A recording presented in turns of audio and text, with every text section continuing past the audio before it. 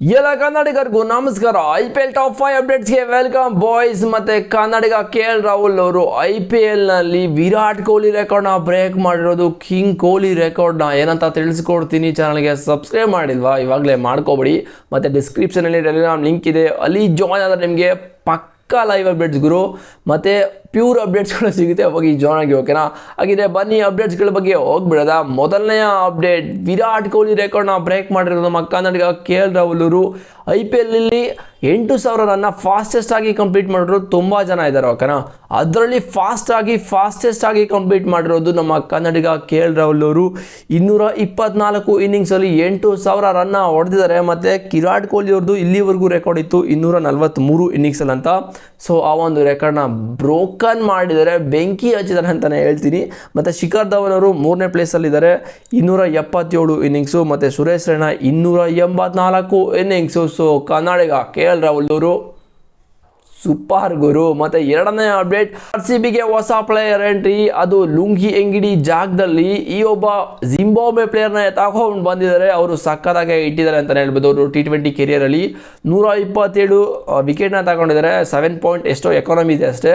ಇವ್ರ ಹೆಸರೇ ಬ್ಲೆಸ್ಸಿಂಗ್ ಮುಜರಬಾನಿ ಅಂತ, ಓಕೆನಾ? ಇವ್ರ ಹೆಸರನ್ನ ಸೀರೀಸ್ ಸಕ್ಕತ್ತಾಗಿದೆ, ಬ್ಲೆಸ್ಸಿಂಗ್ ಅಂತೆ. RCBಗೆ ಇವ್ರು ಬಂದಮೇಲೆ ಬ್ಲೆಸ್ಸಿಂಗ್ ಆಗುತ್ತಾ? ಅದು ಪ್ಲೇ ಆಫ್ಗೆ ಬಂದಿದ್ದಾರೆ, ನೋಡ್ತಾ ಏನು ಮಾಡ್ತಾರೆ ಅಂತ.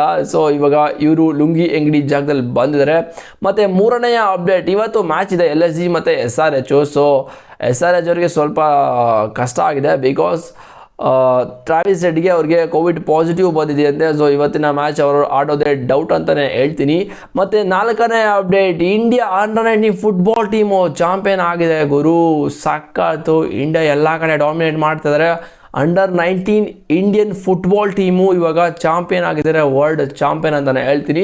ಮತ್ತು ಐದನೇ ಅಪ್ಡೇಟ್, ಶ್ರೇಯಸ್ ಅಯ್ಯರ್ ಬಗ್ಗೆ. ಇವ್ರ ಬಗ್ಗೆ ಒಂದು ಪ್ರೌಡ್ ಫೀಲಿಂಗ್ ಇದೆ, ಬಿಕಾಸ್ IPL ಅಲ್ಲಿ ಕ್ಯಾಪ್ಟನ್ಸಿಯಾಗಿ 3 ಟೀಮ್ಗಳಿದ್ದಾರೆ, ಓಕೆನಾ? ಪಂಜಾಬು, KKR, DC, ಈ ಒಂದು 3 ಟೀಮ್ನೂ ಕೂಡ ಮಗ ಪ್ಲೇ ಆಫ್ಗೆ ಕರ್ಕೊಂಡು ಹೋಗಿದ್ದಾರೆ. ಅದೇ ಥರ ಈ ಒಂದು ಸೀಸನು ಪಂಜಾಬ್ನೂ ಕೂಡ ಪ್ಲೇ ಆಫ್ಗೆ ಕರ್ಕೊಂಡು ಹೋಗಿದ್ದಾರೆ. ಸೀರಿಯಸ್ಲಿ ಕ್ಯಾಪ್ಟನ್ಸಿ ಅಂತೂ ನೆಕ್ಸ್ಟ್ ಲೆವೆಲ್, ಸಖತ್ ಬ್ರಿಲಿಯಂಟ್ ಕ್ಯಾಪ್ಟನ್ ಅಂತಲೇ ಹೇಳ್ಬೋದು. 3 ಟೀಮ್ನ ಆಫ್ಟರ್ 11 ಇಯರ್ಸ್ ಆದಮೇಲೆ ಪಂಜಾಬ್ ಅವರು ಪ್ಲೇ ಆಫ್ಗೆ ಬಂದಿರೋದು. ಸೊ ಅವ್ರಿಗೆ ಸಖತ್ತು ಖುಷಿಯಾಗಿದೆ. ನಿನ್ನೆ ಕೂಡ ಶ್ರೇಯಸ್ ಅವರು ಡ್ಯಾನ್ಸ್ ಮಾಡೋರು ಅಂತಲೇ ಹೇಳ್ಬೋದು.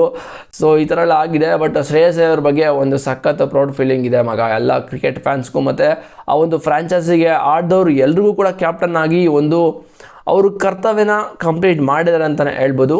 ಮತ್ತು ಆರನೆಯ ಅಪ್ಡೇಟ್, ನೆನ್ನೆ ಒಂದೇ ದಿನ 3 ಟೀಮು ಅಫಿಷಿಯಲ್ ಆಗಿ ಈ ಒಂದು IPL 2025ರಲ್ಲಿ ಕ್ವಾಲಿಫೈ ಆಗಿಬಿಟ್ರು. ಬಟ್ ಅನ್ಅಫಿಷಿಯಲಿ 3 ಟೀಮ್ ಕೂಡ ಕ್ವಾಲಿಫೈ ಆಗಿದ್ರು ಆಫ್ಟರ್ GT ವಿನ್ ಆದಮೇಲೆ DC ವಿರುದ್ಧ.